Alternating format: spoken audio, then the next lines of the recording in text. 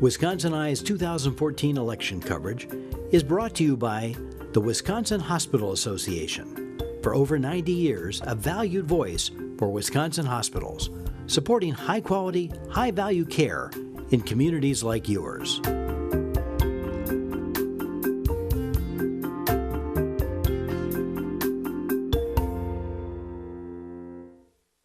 Wisconsin Eye is at the Milwaukee Public Library interviewing candidates in the 2014 elections. We're interviewing Nick Oliver of Colgate. He's a Republican running in the 22nd Assembly District. Nick, welcome back to Wisconsin Eye. Thank you. And just a note, Wisconsin Eye appreciates the support of the Wisconsin Hospital Association, which represents more than 139 hospitals and health systems, for making these candidate interviews possible. Nick, give us the short version of your bio, please, and why you're running. The short version. Well, try to be short. I'm a former secretary and vice chair of my county party. I didn't go on the chair because we actually have a guy, Jim, who's much better than I was, and he's doing it real well. I'm tired of people going to Madison and pretending they're going to do something that they end up not doing. So I want to go there and actually do it. Wow. So that's it. Your business? I mean, I'm a network consultant, so I'm still going to continue to be a network consultant. I don't plan on going to Madison and staying there. We've got a small business. We do network consulting nationwide. Okay. So that's what I'm doing and what I plan on doing.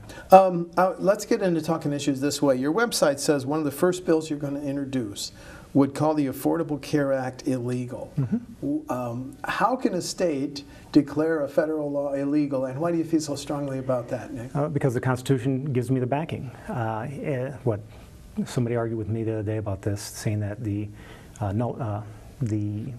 Supremacy Clause gives them the ability to do willy-nilly anything they want. Well, the Supremacy Clause, which is what Article 6, Section 2, states that anything that's not germane to the Constitution is unconstitutional. So if they pass a bill saying that people named Steve need to have blue hair, they can do that. So can the state of Wisconsin. Doesn't make it constitutional just because they ratify it, say it is. So Obamacare is forcing people to purchase a product, just like saying that you have to purchase a certain shaving cream. You can't do that. You can't take people's liberties like that.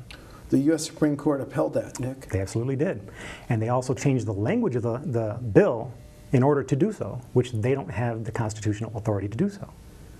So they broke the law, or they didn't follow the law, to change the bill to make it constitutional to fit their needs. They can't do that. It's unconstitutional. Just like the Fugitive Slave Act. Wisconsin told that to go away. It's not constitutional. You can't do it.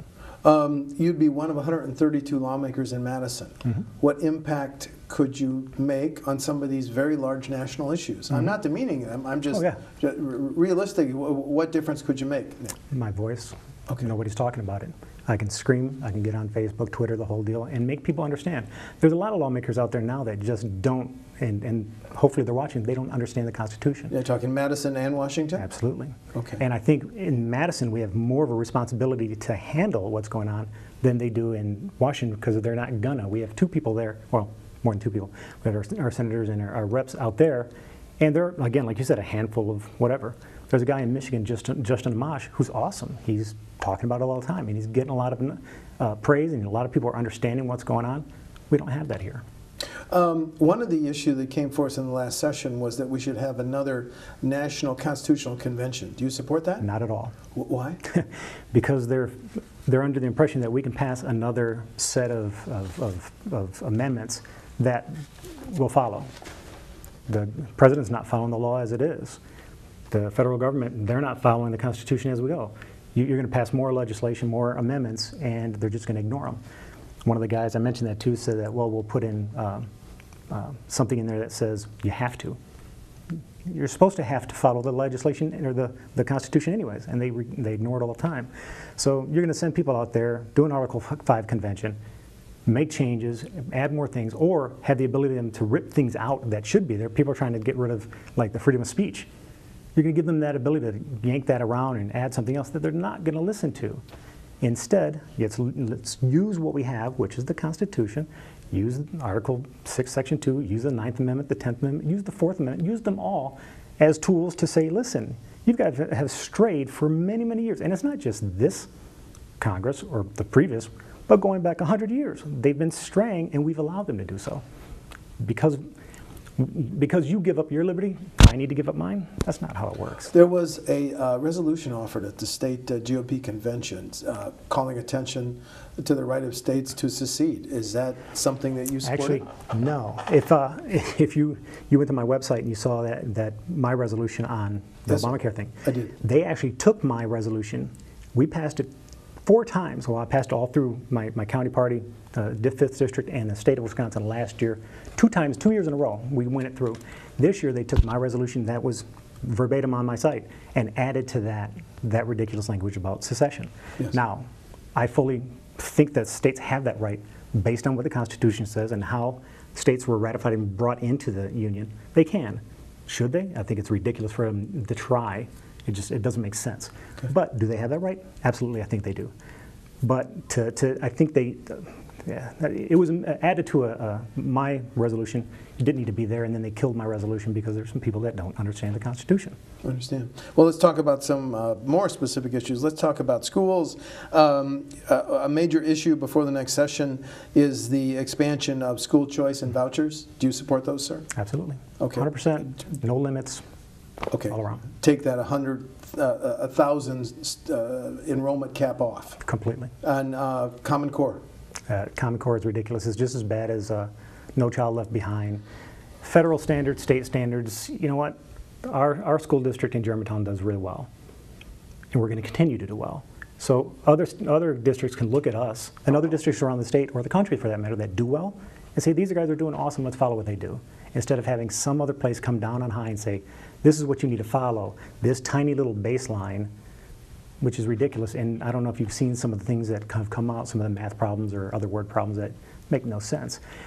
What they say is some kids learn that way, which is entirely true. I might even learn that way.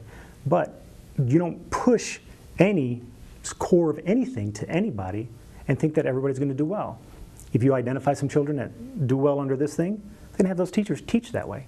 They need to have the tools, whatever tools available, to teach all the kids. So, yeah, I'm not a fan of Common Core. I'd rather let the districts decide what they should do. Okay. Transportation funding, there's a projected $650 million deficit over the next 2 years. Would you delay some of these major projects, raise taxes, or your idea? I would probably delay some of the projects. I would not raise taxes. I don't think it needs to be raised. I would think that the $650 million is probably high. Because there's probably a lot of waste in there to begin with. There's probably projects, like you mentioned, that could be delayed or even eliminated altogether. Infrastructure is important. I know we have bridges and stuff that need to be repaired and everything. So roads are ridiculous. Can you tell me why the Autobahn has pavement that's been on there for many, many years and it doesn't tear up like ours does? And they have just as bad winters as us. Let's figure out what they're doing right and do it here, save money in the long run. Okay. Healthcare. Federal government said to states, we'll pay for it if you expand the MA benefits to more low income. Governor Walker and the leaders of the Senate Assembly said, no thank you, wise decision? Absolutely. I actually would support the slow migration away from any federal social spending from the state of Wisconsin, period. So Medicare, Medicaid, welfare, all of that stuff, we'll eliminate it here, we'll take care of ourselves and stop sending the money to the Treasury out there. Your reaction to Judge Crabb's ruling now being appealed by our Attorney General on same-sex marriage, sir? My personal feeling on same-sex marriage and your personal feelings on same-sex marriage should have nothing to do with what the state of Wisconsin does. I do think that the state of Wisconsin has the ability to pass whatever language they want, but ultimately, if 2 people want to get married, it doesn't matter to me who they are or what they want to do. That has nothing to do with the reason why we have governments. The fact that they recognize my marriage and not somebody else's doesn't make sense. They've got no. There's no. I don't understand why any portion of government is involved in people's personal liberties to begin with. Okay.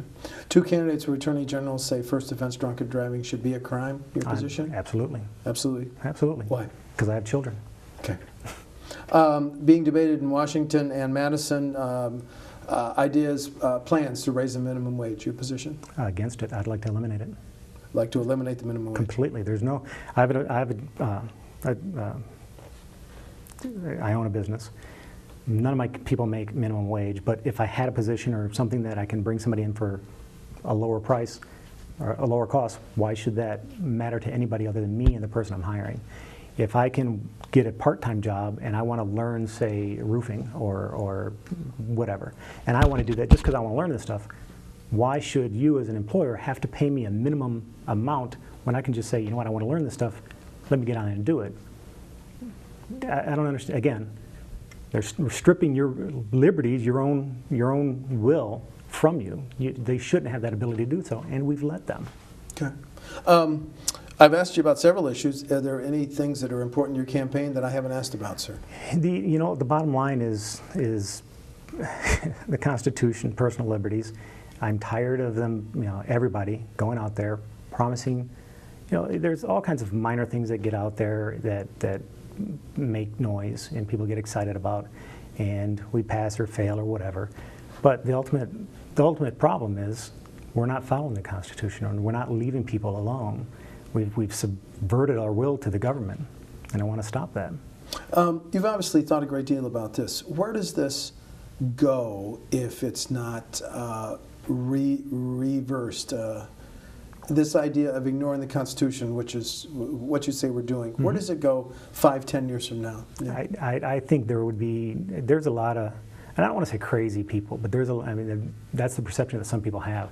I think there's a lot of people who would be pushing revolution, and almost justified if you have a government, and just like they said back in the, when we first founded this country, if you have a government that's stepping on you and not doing what you say they should do, and they think they're better than you and they know more than you, that's not helping you as a human at all.